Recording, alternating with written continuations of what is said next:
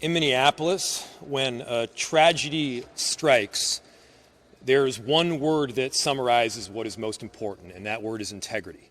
This is not the time to bend the rules. This is a time to follow the law. This is not a time to hide from the facts. This is a time to embrace them, making sure that we're pushing for transparency every step of the way. The fact that Pam Bondi's Department of Justice and this presidential administration has already come to a conclusion about those facts is deeply concerning.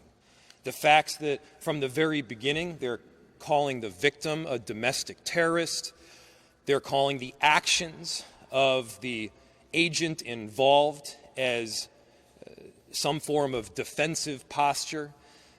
We know that they've already determined much of the investigation, and even if they haven't, there is the appearance that there is some conclusion drawn from the very beginning. If not hide from the facts, why not embrace them?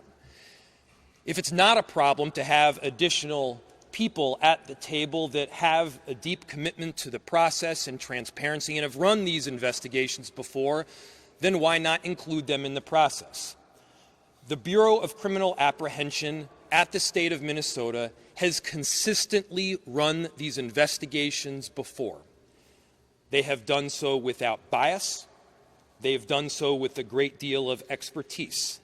This is not some radical, way out there group.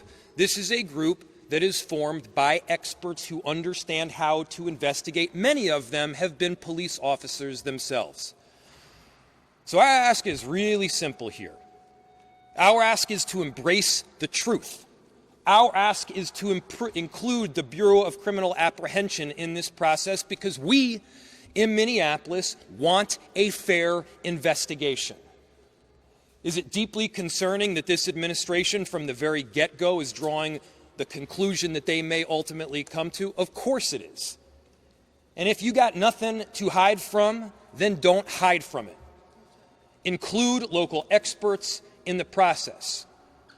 We got nothing to hide from here. All we want in Minneapolis is justice and the truth.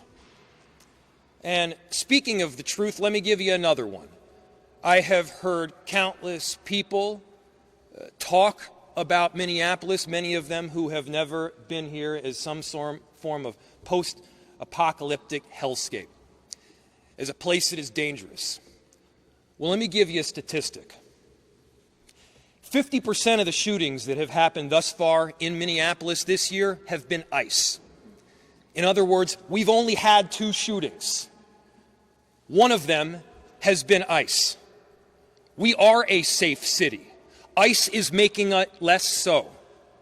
We are a city of unity, but ICE is trying to divide us and tear us apart. For every one of the people that you see standing here behind me, they have more than 1,000 people behind them. They have people that are committed to their neighbors, committed to integrity, committed to justice, and committed to getting the truth. We will not back down from it.